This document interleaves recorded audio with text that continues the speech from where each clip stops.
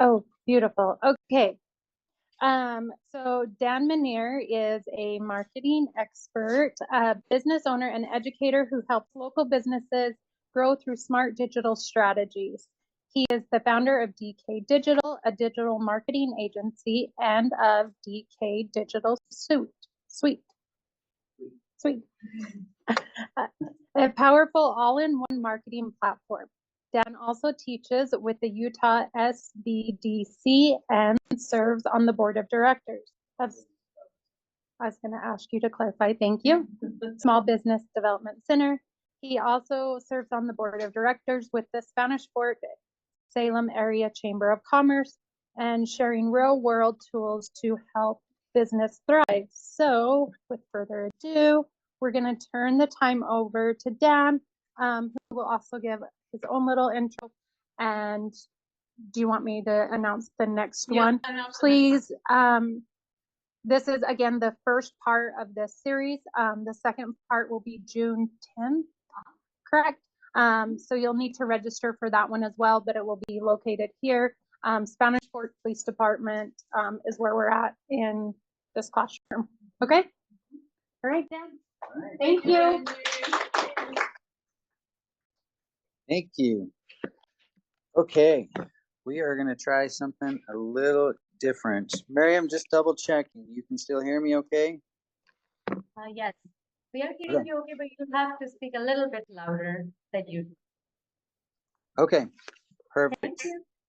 Yep, I will speak louder, and you guys can see me okay on Zoom. All right, so perfect. So we're gonna try something a little different. I've got this. I'm gonna write on things. So it's a slide presentation that's gonna be a little bit more engaging.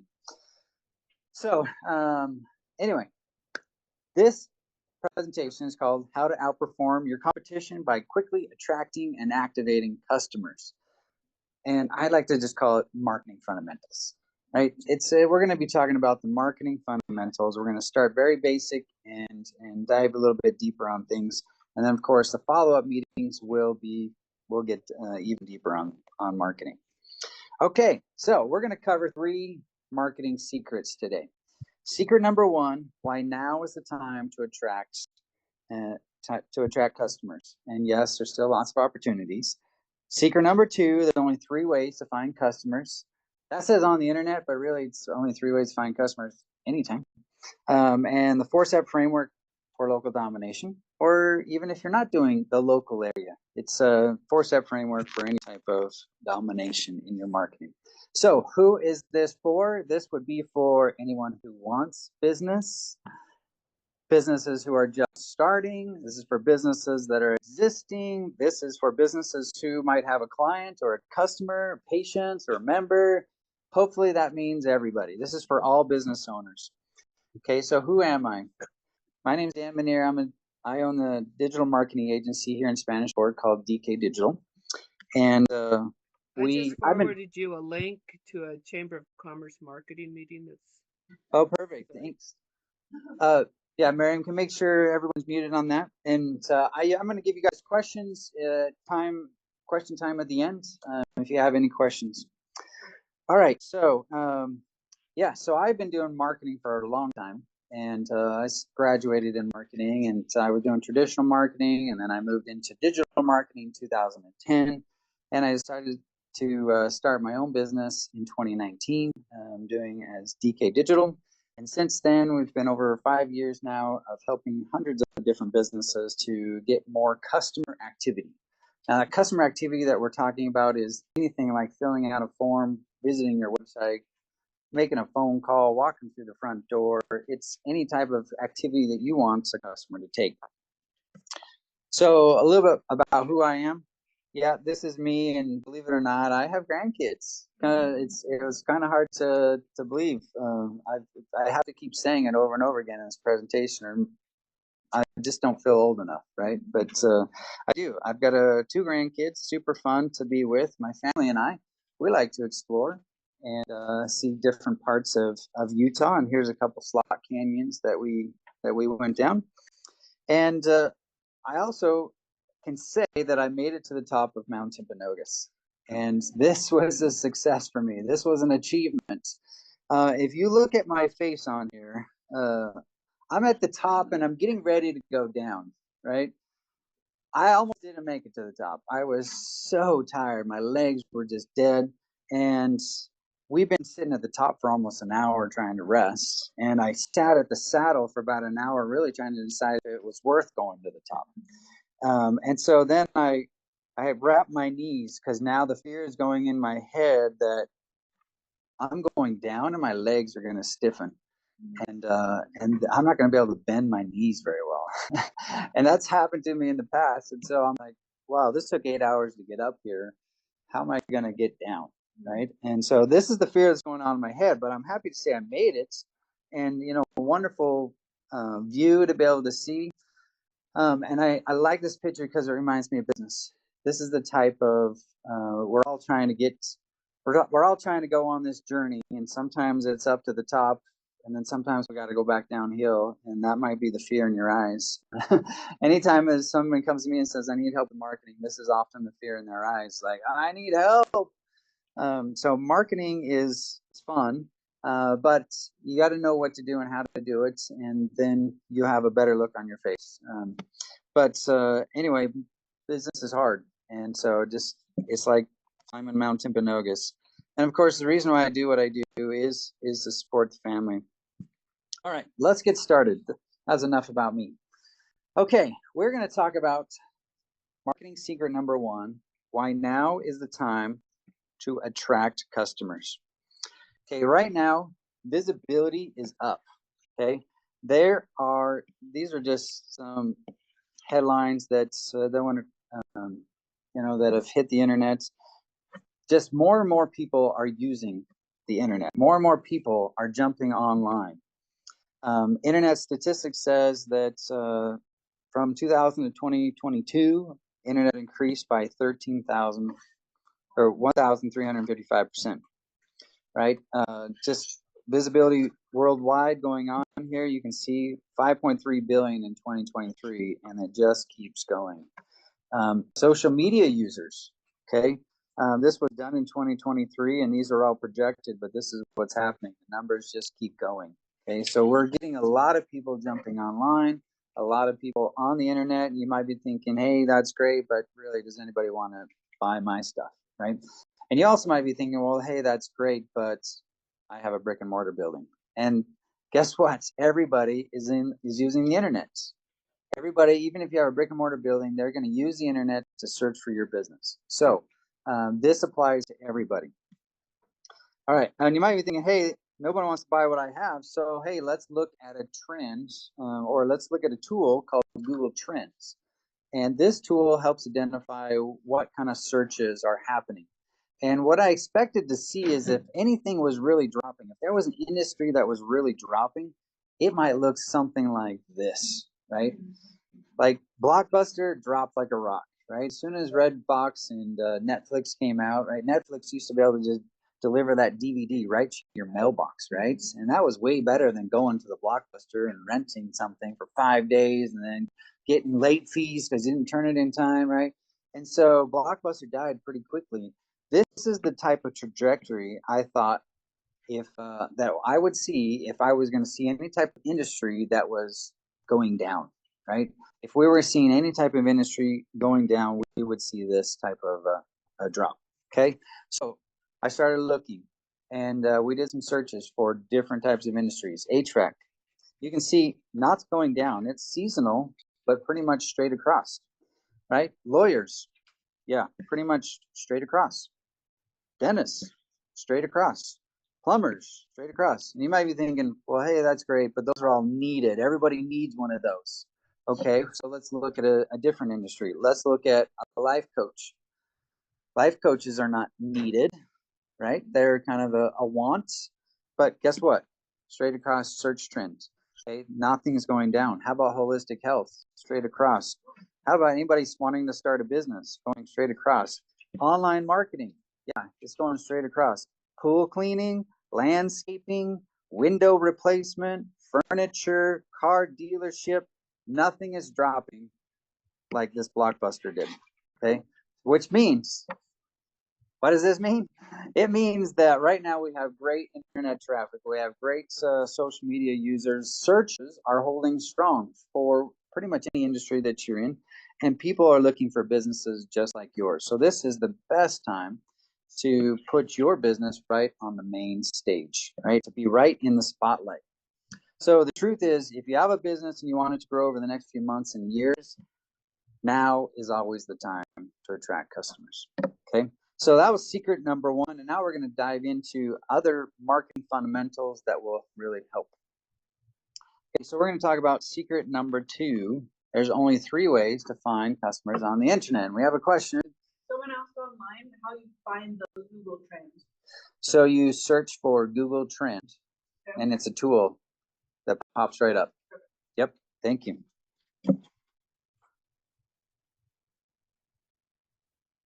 Oh yeah, you're seeing something different than I am. I'm not seeing the chat at all. All right. So Mary, keep an eye on the chat and all those questions that might be popping up so we can catch them at the end. All right. It's really easy to get overwhelmed with marketing, right? There's just so many things, right? So many things you could be doing. Websites, ads, Instagram, leads, email marketing, chatbots, SEO, pay-per-click, and that's just the digital side, right? Then on the right side, you have like TV, billboards on the freeway. You got magazine, newspaper, print. You got flyers, brochures, business cards. You got all sorts of things. So which one of these is the best? Which one provides the best bang for your buck, right? Which one should you do?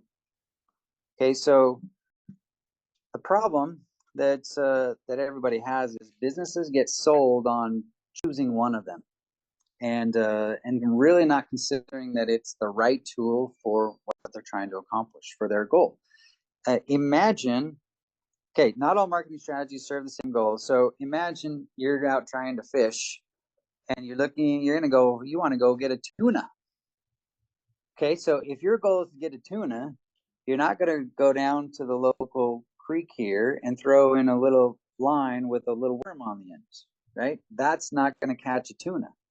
Right? You've got to go to the place where tuna are, right? They are in the ocean, and you need a big pole with a big line. Tuna are huge, right? And you need really big baits, right? Better than that little worm. Okay. So what you are fishing for determines where you're going to go and what you're going to target. So same with marketing. When you're trying to choose which strategy to use, you're going to base that off of where they are at. Okay. So we're going to talk about the customer activity journey. Now, the customer activity journey starts out like this. First, we have the awareness stage. Okay. Then we move into the consideration stage. Then, after the consideration, then the buyer, that's a you, the buyer purchases. Okay, so we have the purchase stage. And then we move into the advocacy stage. Okay, so we call this the buyer's journey or the customer activity journey. Okay, so yeah, most of the time you've probably heard it as the buyer's journey. When it comes to marketing, we can only influence these 3 areas here because this is the purchase. It's already done.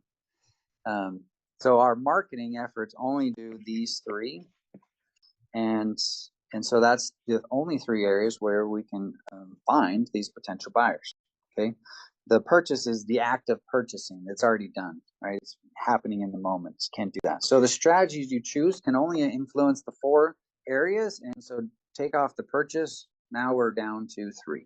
Okay, so the problem that some businesses have is that their marketing becomes unbalanced when you're trying to find these buyers. Okay, so if you have this stage here, then you might run into somebody who is only focused on the advocacy phase, and they're not doing these other 2. Okay, so they're only focusing on one. So then you have this unbalanced marketing effect. And are you able to get the most customers possible if you're skipping out on the other two areas? No. All right. Now, some people are focused more on the consideration phase and they skip out on these two. Okay, the consideration is the stage that is closest to the buyers or to the actual purchase. And so some people want that that quick win there, that quick sell. But again, they're unbalanced. Ideally, we want to be focused in all three areas of our marketing so that we are attracting the most potential people possible. It's like we've got a fishing line in the ocean for tuna and we've got one in the creek for some rainbow trouts and name another fish and something in the lake, right? Right. So it's like we're fishing in all the different places where our customers are at. All right, so let's dive into these three ways to find customers. Okay, so I call these the active searchers. I'm going to tie this together here a little bit. So the active searches is that consideration phase. The passive prospects, okay, that's the awareness phase. And the referrals then is the advocacy phase. All right, so these are the three ways that you can find customers in these three areas. Okay, so if you want fast, if you want sales that are happening fast, then you are going to focus on the consideration. They are the people closest to the purchase. They are known as the hot buyers. Okay, an example of a hot buyer: I wake up today and I look up and I got a hole in my roof. And I know it's going to rain, and I'm like jumping on the phone and I'm calling everybody I can. First person that answers and can be here today is going to be the one that gets the sale, right? I'm a hot buyer. I have money today. Okay. Now, there are so many people, there's only a limited number of people that are hot buyers today. Okay. So if you're only focused on hot buyers, then you're missing out. So if we said hot buyers are here, if these are the hot buyers, they're like the tip of the iceberg. Okay, so these are the active searchers. But what we're missing, then, if you look below the tip of the iceberg, you got the bigger quantity, and now you run into the passive prospects or the people who might need your service, but they're not hot today, right? They're not that urgent. Okay, so if you want quantity, okay, then we want to focus on the awareness stage. Okay, quantity is where the most people are. This is where most people are, and then so many become hot today and then take action. All right. Now, these are known as the future buyers, and they need to be warmed up. An example of a future buyer then is, say I'm climbing up on my roof and trying to clean out the rain gutter. And as I'm looking at my roof, I realize all the shingles are kind of curled up and there's not a lot of rocks on them anymore. They're all in my rain gutter. And I sit there and think, when was this roof done? And as I'm walking, I feel the roof kind of being spongy. And I'm like, whoa, this roof doesn't feel solid anymore. It looks like it's old. I can't remember when the roof was done. I'm starting to think I might need a new roof. Okay. So now I'm a passive prospect. I am somebody who's thinking I'm going to need a roof. I became aware of the situation, but I'm thinking in my head, maybe I can get through a few more months. Maybe I'll do it in the fall, right? Maybe I just, I need some more time to save up some money and I'm just not ready yet. Okay. So a passive prospect is someone who knows they have that problem, but they're not ready to pull the trigger today. Okay. Well, if you showed me an ad for a roof now, I'm going to be very interested in that ad, right? Even though I might not be pulling the trigger today, I'm going to be interested. I'm going to start exploring everything that I could. Now, the third area then is referrals, right? If we want referrals, this is where we focus on the advocacy stage. This is where we look credible and legitimate so that when somebody hands out our business card, it looks that we look good. We look like we can handle the problem that customer might have. So these are known as the word of mouth buyers. Okay. And an example of a word of mouth buyer, I am now sitting there on my sidewalk, and I'm talking to my neighbor, and he says, "Hey, there was a lot of trucks in front of your house today. What was going on?" And I said, "Oh, I'll tell you what, I just got my roof replaced. These guys were amazing. They came in early in the morning, they took off the entire roof, and they put on a brand new roof all in one day. They cleaned up their mess, and they're gone. And this thing was done and over with, and the price was great. These guys were amazing. Hey, you are going to need a roof soon. Your roof is the same age as mine. You should give these guys a call," right? And now I'm handing out their card. I'm telling them how amazing they are, and now I'm turning them into a word of mouth buyer. Okay, so when you look at marketing strategies based on how it influences the buyer cycle, now it becomes 100% easier trying to decide which marketing strategy you should do. Right? So if you're trying to target something in the passive prospects, there's only so many strategies that do that. If you're trying to target something in the marketing foundation, there's only so many strategies that do that, right? So now it limits it and makes it a little bit easier to choose, right? You don't just randomly pick something and have it work, right? You got to figure out, how do I get which strategy in which area? Okay. Is this all making sense? Any questions so far? I have a question maybe. Okay. So, for example, like a billboard would be, so Mike's Pizza has a billboard, getting people that are coming home hungry right now. So that would be targeting like the hot buyers. Would that be right? That? No, a hot buyer would be targeting passive prospects. A billboard would be targeting passive prospects. I see. Yes. Their stomach's grumbling right as they drive by. Right. Yes. I see it all Yes. the time, Yes. Pizza, so then it turns me into a hot buyer. It depends, right? Because you're targeting the passive prospect, and then some of those people become hot buyers in the moment, right? So at that point in time, there's only so many people who become hot buyers, right? And each day, only a limited number of people become hot buyers. Okay. Yeah. So billboard would be like would be focusing on those passive prospects. Right. Yeah. Yeah. So it's a way if you think about like Coke commercials, and then they try and they make the sound and they pour it and you hear it. They're trying to turn senses and get you to think, oh, I need a Coke right now. They're trying to get you to become a hot buyer. But it's basically a passive prospect strategy. Yeah. Yeah. You get your popcorn and Coke. Yeah. So that would be marketing to passive prospects. In a theater, that actually could be a potential hot buyer, because like they're sitting in a movie, yeah, they're ready to go. Like that could be a very hot buyer right then. Yes, yep, exactly. So, okay, when it comes to marketing, then your efforts will only influence these three areas: the active searchers, the passive prospects, and the referrals. Okay, so here we are again then. So the referrals, the passive prospects, and then the active searchers. Maybe you can write on that back screen the other words we're using so that we can correlate it. I know you had it on the previous slide. The passive prospecting goes to Yep. awareness or whatever, so that I can take the picture. Passive prospects.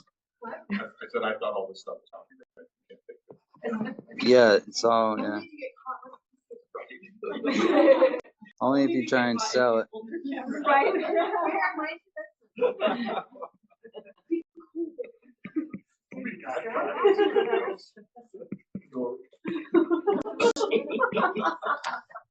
Okay, there you go. Okay, so those are the three areas that you can influence anybody inside of marketing. And again, this applies to whether you're doing online or whether you're a brick and mortar. All of your marketing, it fits into these three areas. All right, so now we're going to dive a little bit deeper, and we're going to talk about the 4-step marketing framework for dominating your local market. Actually, I'm going to change that, and I'm going to say 3. The 3-step marketing framework. I'm making this a little bit shorter. All right, so why do we need a framework? Why is a framework important? Imagine doing a jigsaw puzzle. What's the first thing that you want to do when you do a jigsaw puzzle? What was it? The outside edge, right? Why? Why do you want the outside edge? To make it easier? You can see, where pieces go based on. Because it's a framework. Because it's a framework. Yeah, it actually does make it easier because once you can see where the frame is, how big the picture really is, then you get that little puzzle piece. Now you know that, oh, that goes up in the top left. That goes over here in the bottom right?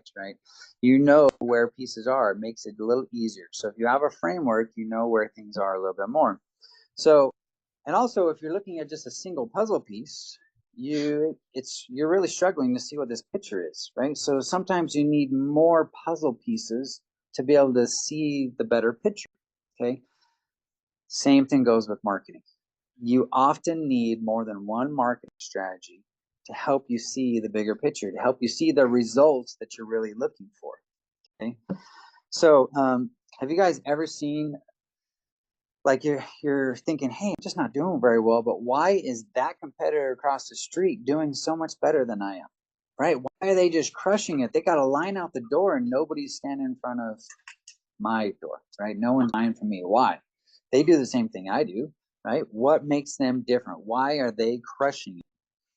Okay, I've heard this a lot of times, and people will come to me and I'll say, well, have you tried this? You tried this? And they'll say, yeah, I've tried that. That doesn't work. I tried that. That doesn't work. And what I've found out is that they try things, but they're trying things in the wrong order, or they're trying things without having other puzzle pieces, okay? If you take one puzzle piece and you put it up there and try and guess what that puzzle picture is, you won't be able to guess it from one little puzzle piece. You often need more puzzle pieces to be able to figure this out. So when it comes to marketing, you often need more puzzle pieces to be able to see the results that you might be looking for. So here's a quick example of that, all right? So a few years back, my neighbor and I decided that we wanted to go work out at the gym. And actually, when I was in American Fork. So neighbor and I said, we're going to go work out at the gym. And so we did every day for a year, right? 5 a.m. we were there working out, lifting weights. My goal was to lose 10 pounds and get a six-pack. Now, do you guys believe that if I went to the gym every day for a year, should I be able to achieve that goal?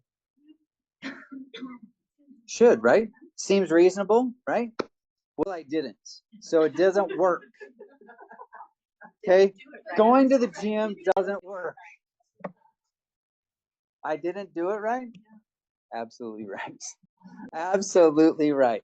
Okay, I talked to a guy who was also there at the gym, and I realized that guy, he's a lot thinner than when he was there, at the beginning of the year. So I went up and talked to him, and he said he lost 50 pounds. And I said, how did you lose 50 pounds? Like, you and I both came to the gym the same time every day. I was trying to lose 10 pounds and didn't. You lost 50 pounds. What are you doing? What's different about you than me, right? And he says, well, I watch what I eat. I've got the strict diet I'm following. I swim laps 3 times a week. Of course, I work out once, every day. But and then I go on hikes in the evenings or on the weekends, and I go on walks every evening. And I'm making sure I get 8 hours of sleep every day. And I started thinking, oh, you mean if I did additional things, I might have got those results? You mean if I watched what I ate, I might have got better results? It's like, I thought if I went to the gym, I could eat anything I wanted because that burned all the calories I needed, right? And then I'm good to go. I can eat, right? And so that one strategy that I was implementing of going to the gym every day did not produce the results I want, right? But we all know that going to the gym can work, but it needs something else to go with it, right? It needs a diet, right? It needs some additional things. So same with marketing. Okay, the strategies, they all work. Okay, if they didn't work, they wouldn't be strategies anymore. People would quit using them, but they all work. but you just need to have the other things tied in with them, right, to make things work better. Okay, so yeah, how's that apply to marketing? I just showed you. It's you got to have all of these things together. So now we're going to put together this roadmap. Okay, this roadmap to help you identify things. All right, so I strongly encourage you to write this down or take a picture at the very end. All right, I'm going to make this bigger. Okay, so if this is our roadmap,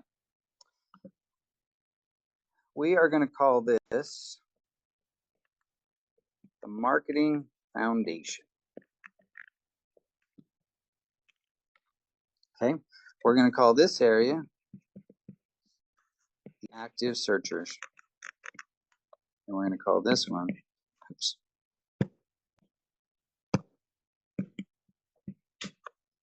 Make this bigger so we can write it. This is the passive prospects. Okay, so how this ties in then, passive prospects. So this is the awareness stage. This is the consideration stage. And this is the advocacy stage. Okay, so these people then are known as the hot buyers here. These are your potential clients. And then these are your word of mouth referrals.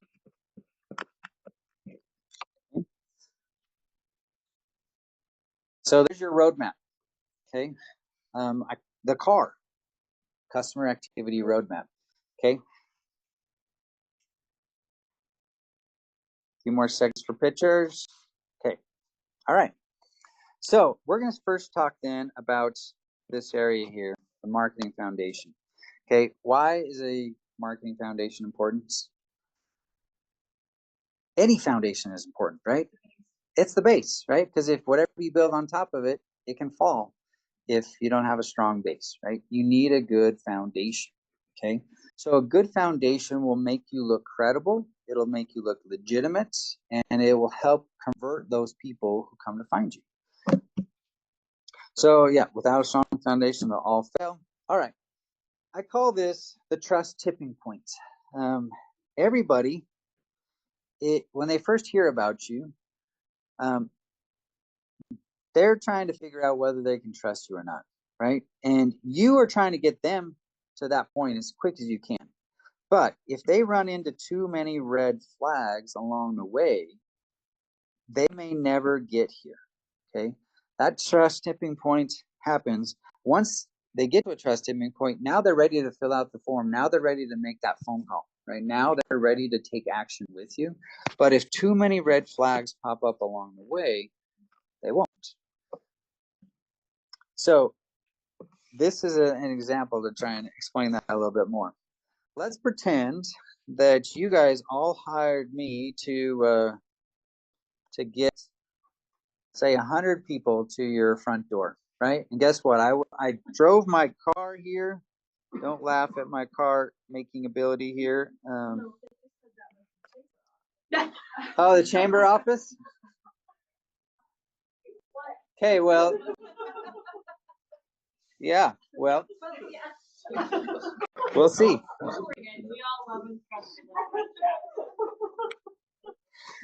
So if I picked up 100 people, like you paid me money for your marketing to pick up 100 people and drop them off at your front door, and I dropped them off and I said, there it is, jump on out, get out of the car. That's exactly where you want to go.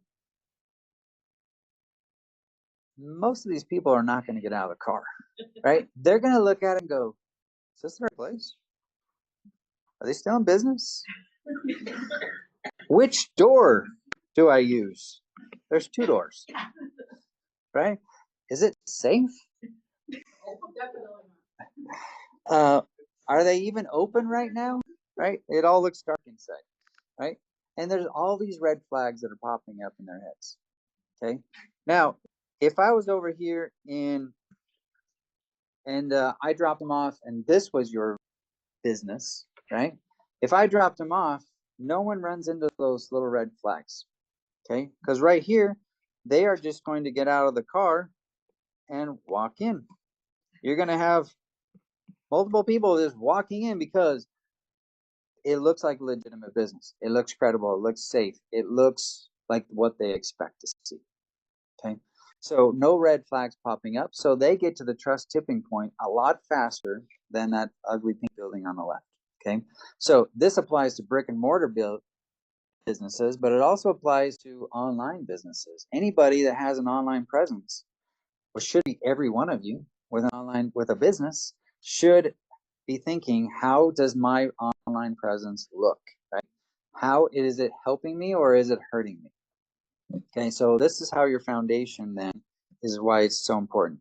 Strategies that impact your marketing foundation. Okay, there's a bunch of them, but if you imagine just anything that people can find online about you, that's your marketing foundation. So a professional looking website that communicates what you do. Okay, that's one of the first big things. The second one is an online reputation that shows that you're a good company. Reviews have become way more important nowadays. It's so important. Everybody makes decisions now off the reviews that they find. They want to see these reviews, and if they don't find reviews, that's a red flag, right? Or they find negative reviews. So reviews have become important in the last 5 years. You know, I talk to businesses that have been around for 10, 15 years, never worried about reviews beforehand, and now suddenly they're like, why do I care about reviews? Well, because now everybody else does, right? Now everybody cares about reviews in the last 5 years or so. So if you want to do well and look good online, then you need to care about reviews. Google listings or an Apple Business Connect listing. Okay, these are listings that show up online, and social media profiles and social media pages like Facebook page, Instagram page, anything that someone can find online are things that you need to worry about for your marketing foundation. It determines whether they pick up that phone and call you, whether they walk through that door, whether they fill out that form. Okay, so your website is your storefront. It's what makes you look good. So having a good website does make you look good, and as long as it's user friendly and tells the story that you're trying to do and get them to take the action that you want, then great, it's your store. But it's not the only thing that makes the sell, right? So you need to have additional marketing strategies. Online reviews, like we just talked about, way more important nowadays than ever before. They're your professional reference. Here's some data to show you. 97% search for local businesses online. Okay, you got a brick and mortar business, you're right here and trying to attract this local area. Yeah, 97% of people are looking for your business online. Even if your business is right there on Main Street, right? They're still looking online for you. And 85% of people are trusting these reviews as much as a personal recommendation. So these reviews are huge.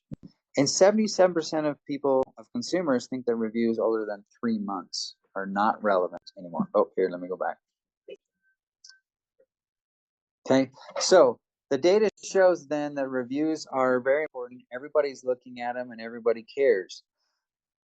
And I had somebody who said, hey, who do you know that does this? And I said, oh, I got this guy. Pulled out his business card. It was sitting around my desk. I give it to him. I tell him all this amazing stuff about him, how he helped me. He's a great guy. He can handle exactly what you need. Give him a call. Okay, in the old days, he would have just picked up the phone and called, right? Yeah. Nowadays, he came back to me the next day and said, I can't believe you gave me somebody who only had a 2.7 star rating on Google. The guy never called. He never called him. He looked him up online. Okay, we learned from that example right there that reviews are important and people are looking people up online before they make phone calls. So it used to be we would just pick up the phone call. We just walk through the front door. Oh, good, you're the guy. You're the one. Well, now it's too easy to shop. It's too easy to figure out, right? And you see the reviews and you can check other reviews real quick from everybody else and go, oh, that's who I'm going to call. And now that word of mouth just got destroyed, right? So reviews, very, very important. I'm going to comment on this briefly. This is not necessarily what the public sees of marketing, but they feel it. Okay, so if you are organized, if you have like software that keeps track of things, if you remember things, that helps you be organized. They feel that confidence, right? They feel that credibility, that legitimacy. Have you guys ever ran into somebody or talked to somebody, went to a hotel or something, or did business with anybody, and you just crickets, didn't hear anything? You're like, are they still doing the job? Are they working? Or you ran into another business who, like, as soon as maybe it was a hotel, as soon as you checked in, boy, you got that text that said, "Hey, welcome. Let us know what we can do." And then, like 2 hours later, you got a, "Hey, did you know you can actually check the TV and it does this? And here's the Wi-Fi if you didn't have it." And every so often they give you this text and they stay right on top of it. That's that organizational type of thing I'm talking about. Okay, that is a customer feels that. Right, customer feels that that organization, and they feel like, okay, they're definitely credible and help me. I see a question here. Do you think there's a point of over contacted, like in that matter, like every couple days you're getting a text message, something like that? What is an over contact point? That's going to depend on every industry and every business, and you might have to test that out a little bit. Yeah, I would say if I got a text, every 2 hours from the hotel, I'd be thinking this is overkill, right? But if they were providing value for me, if they were reminding about the event that was going on, down in their lobby, then that would be great. But if they're just, so value is important. Whatever you deliver, whatever you contact, you've got to provide value to that person, or yeah, it's why they keep contacting me. And organization's not just about contacts, but it's like, what are you doing internally? Okay. Like, for example, when I first got started, I wrote the client's name on a Post-it note, wrote some notes on it, stuck it on my monitor. Okay. That worked for about 5 or 10 people. And then pretty soon I'm on my desk. Pretty soon it's all covered. And I wipe my arm, and now they're on my, on my arm. They're falling down on the floor. And I lost track of some people because they, fell in the back corner. I didn't see him. I forgot about him. That type of organization is horrible, right? So having like a CRM where I can log in with the software and go to one place and see all my contact information, that is what I'm talking about. Like, get organized so you have that that ability to help as many people as possible. Because how many people can I help if it's all in my head or if it's on a Post-it note, right? At the same time, if you're trying to grow, how can I hand off somebody else all my client stuff? It's like, here's all my Post-it notes, that's not a good way to grow either. You can't hand that off. You can't have a salesperson take over. So you got to be organized, be able to hand things off to people. All right, after you have a strong marketing foundation, it's time to look at the active searchers. So we are talking about this area right here in the middle, the active searchers. Okay, so active search is about finding hot buyers. Now, a hot buyer typically does one thing. They start searching, right? And it used to be the phone book, but now it's the internet. Now they search on Google, right? They'll go to a page and they'll do a search, window replacement, right? And they'll search for something, and they'll see this type of thing right here, right? This is what we call a search results page. Okay, so whatever Google gives them is that search results page. So if you wanted to get in front of active searchers, then there's a couple of ways you can do that. Okay, this section up here is what we call, these are ads, right? They say ads or they say sponsored. And if you want to run an ad, that strategy right there would be called pay-per-click ads or Google search ads. Okay. You also have this area down here. I call this the 3-pack in the map. And this area, you basically have to prove to Google who you are and then that you are the most relevant for that search. Okay. So if you can prove to Google you're the most relevant for that search, you will be 1, 2, or 3. And so this is how you then you show up here in the 3-pack. If you're showing up in the 3-pack, then you've got a good chance you're going to get a phone call, right, or a visit, because they're going to find you. If you're number 4, Yeah, they didn't find you. They missed you, right? Can I ask that a question with that one, Dan? Occasionally we'll get like a call from Google saying like verify your business. Is this go along with that? You know what I'm talking about? Like sometimes businesses will get that. Yeah. as well. Yes. So what this is referring to here is all about your Google business profile. So they might be calling you to verify that your Google business profile is set up, or it's Google's way of trying to get you to run ads. And they just are leading with it's time to verify. Okay. So yeah, if you get Google calls, they're often trying to just sell ads. They're the ones. Otherwise, Google doesn't reach out to you. They don't care if you don't fill this out, so you fill out your Google business profile. They don't usually care about it. So most of the time they're trying to sell some type of ad. Yeah. Yeah. Question. So how does Google select those three? Do they look at reviews based off of business types, or do they do that off of their crawlers and their rating system for websites? Yes, all the above. Yep. Yeah.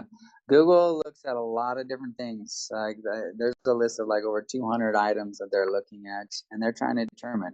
And I don't think I put it in here. That there's a thing called a GeoGrid report. Actually, I did. I got it in here. I'm going to come to that. I just remembered. I'll come to that and I'll talk on that here in just a minute. So basically, when it comes to showing up in the search results, right? You've got ads as option 1. Or you've got the 3-pack and the map as option 2, and they're typically the ones at the very top. Okay.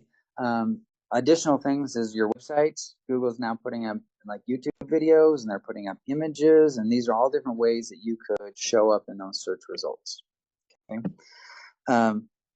And yeah, to take it further, search results are not always what everybody sees, right?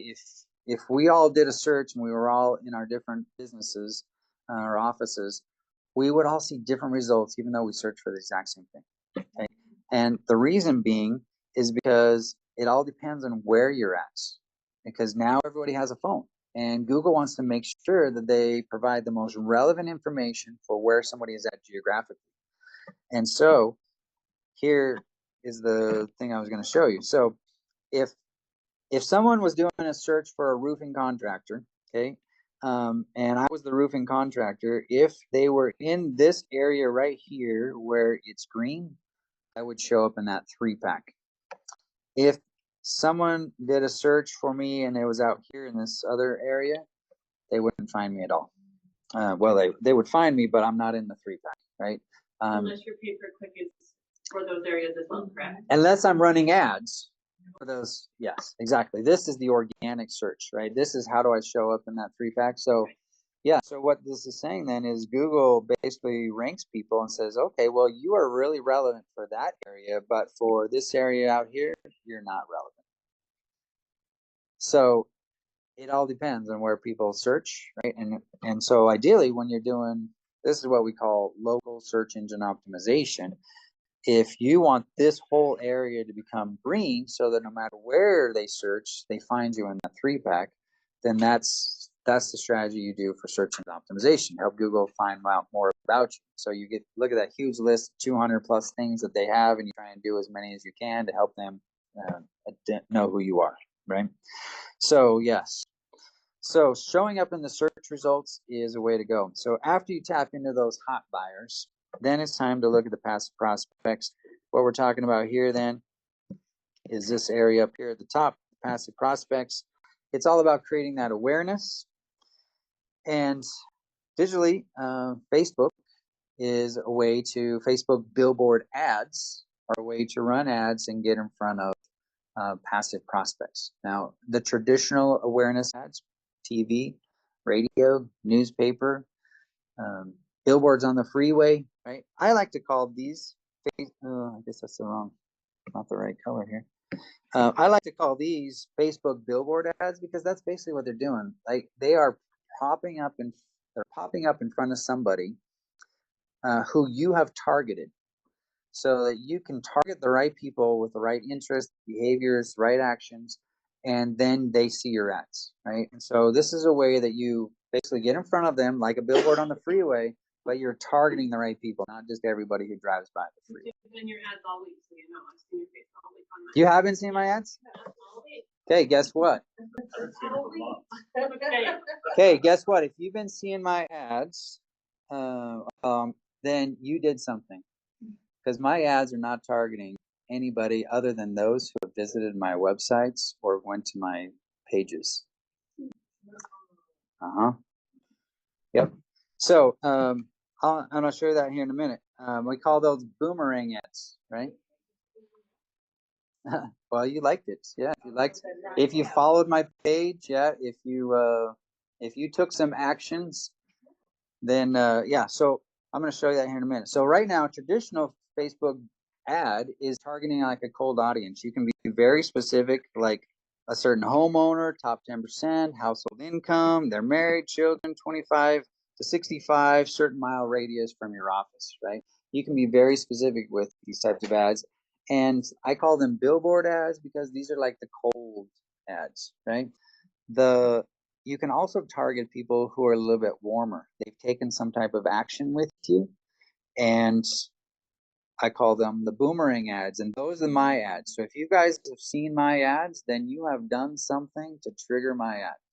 Okay? You've gone to my website, you went to one of my landing pages, you liked my business Facebook page, you did something like that, right? And that's triggered my ad, because otherwise you shouldn't be seeing my ads. So these are ads that help bring your prospects back to you, right? So you just keep seeing my ads and remembering me, right? That's the idea. And so like examples, visit your website in the last 30 days, spend more than a minute on your site, filled out your contact form. Lots of different ways that you can cause people to trigger these types of ads. But you guys did something if you're seeing my ad. All right. So those are just some examples of things that you can do inside of the passive prospects, right? Active searchers and the marketing foundation. Okay, so these are the areas then that we're focusing on. So these are the three main areas that you can target people with your marketing. Okay, so we've now covered secret number one. Now is the time to attract customers. Secret number two, there's only 3 ways to find customers on the internet. And secret number 3, I changed that to be the 3-step framework for local domination. All right, so just to set you up for success a little bit, if anybody's interested, I am willing to sit down with you for 30 minutes and have a consultation to talk more specifically about your business. So if you are interested in doing that, go ahead, click that, scan that QR code, or that's the link down here to be able to go do that. All right, 5, 4, 3, 2, 1. Oh, Sorry. Did you get it? It won't vote, so I'm just gonna take a picture of it. And if you guys want to just scan all these now, then you can fill them out later, because it'll all just show up on tabs for you. All right, I've got a freebie for you. This is a guide on how to 8 steps to increase your exposure on Google. So if you guys would like one of these, this is a guide. Just scan that QR code there, and it'll send you an email with that. Is that something you can share with others? Yeah. Or Yeah, do you absolutely. in this class? No, you can totally use that. Yep, share that. Like if we were to share it on social media, like, hey, Sure. if you want a Google guide, click on this link. Yep, that would be great. All right, and now time for Q&A. This QR code right here is like my Linktree type of page. So if you want to see my contact information, or you want access to all those other buttons or all those other QR codes, like this will give you access to all of this. Okay. What questions do you guys have? What marketing questions do you have?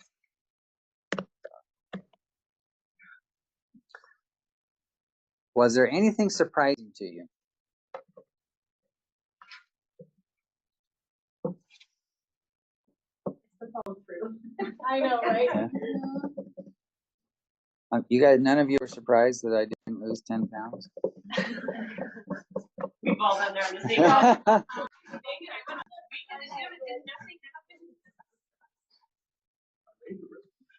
I don't know my way home. Yeah. Miriam, do you see any questions from in the chat? Yes, Dan, we have two questions in the chat. One is Okay. from Miss Trisha and one is from Mr. Kelly. Okay, will you read them to me? Yeah, sure. So the first question is it phone sales fatigue? Question mark. Customers don't want a pitch before they have already decided.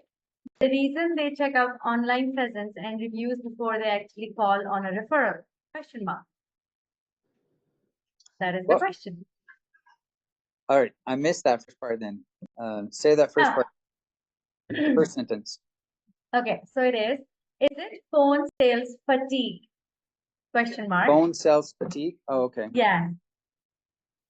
And then customers don't want a pitch before they have already decided? Question mark. And that's it. That is the question. Okay. So the phone sales fatigue, I guess, is all going to depend on each business and everything. But I imagine as long as you are providing value, and when you contact people, then you shouldn't have phone sales fatigue. Just like commercials, like if sometimes you can get tired of a commercial over and over and over again, right? But if it's the same one every single time, but if it changes up, you don't have that fatigue as much, right? So If it adds like funny or entertaining. yeah, if it's funny, entertaining, educational, inspirational, right? Exactly. Then those types of things will work. But yeah, most people do want to do some type of search. They want to figure out who you are first before they pull the trigger, before they make human contacts. It's crazy how we're at this stage in life where we don't want to make human contact anymore. All right, what's the other question? And the other question was, what is this website to search trends? Okay, so the website is Google Trends. I don't know the exact, you're just going to search for Google Trends and you'll find that, you'll find that link. It might be trends.google.com or something like that. I can't remember. They change it. So it's best to just say search for Google Trends and you'll find that tool. It's free. It doesn't cost anything. You can just put in, a search term that you're interested in. And so everybody should go put in their own industry and make sure that it's still going across, right? If you're seeing a decline like Blockbuster, it's time to jump ship and find another place. Yeah, good question. Any other questions? Yes, Mr. Shah actually sent a follow-up question and said, I meant on the customer side of things, we are constantly being bombarded by car warranty spam calls and other unwanted sales calls, or we feel pressured. So people are worry about opening up to a conversation. Yeah, it's very true. In today's age, we get calls all the time. That some of them are scams. We get just people calling us constantly, and so yes, there can be that fatigue. And so yeah, if you're running a business and you're trying to just always do that, sometimes it's just a numbers game and they don't care, right? They just know if they call 100 people, they're going to get 2 sales, and that's all they're worried about. Yeah. And would you like to talk a little bit about what you'd like to share on June 10th with us? Yes. Okay. So. Yeah, Okay. Is it tacky to send your customers like a link to a Google review? Is it tacky to send your customer a link to a Google review? I would say no. Like to ask for one? Yeah. Like give them a Yeah. link so that they can review their. I would say no. You want to make it as easy as possible for them to write a review for you, right? Make it super easy so they go straight to the spot. Don't just tell them, oh, go search for me and you'll find it. And if you click that and do that, they'll just never write a review. And everybody else is doing it every time you buy something, Yeah, every it's time you true. visit Everyone's something, doing it always is. Yep. That's what I was thinking. And Google has a little button on your Google business profile to make it real easy to share a link. So use it. Yep, they want people that. that will put their email in at checkout. And so we have that. So I've got to figure out some way that will just automatically send them that link. Yeah. So to their phone number, their email address. So this is where, yeah, you'll need a software like to be able to just send out a link for you. CRM that you're talking Yep, about. yep. That way, yeah, if you collect all the contact information, it just kicks in an automation and instantly sends them the review, whatever time frame you feel is the best, right? Is it a day after? Is it 30 minutes after? Is it 2 weeks later? Yeah. Piggybacking off of that, and I apologize, I know you're trying to move on really fast, but with so much, I guess I'm in an industry with a lot of fraud and clicking on links is kind of taboo. Like, I don't trust any link that anyone sends me to click on. Like, I just won't do it.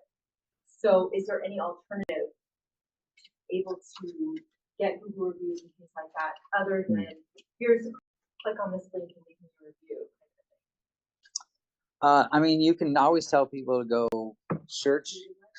You can go to go to my website. You can say, go to my website. You can have your own button there, but it's still a link, right? It could still be spoofed. So the easiest way then, if you're too afraid to click on things, then you want to just encourage them to do a search for your business on Google. And then when they find your business profile, then choose from there. But again, it'll be a link. But so you're going to have to trust a link somewhere.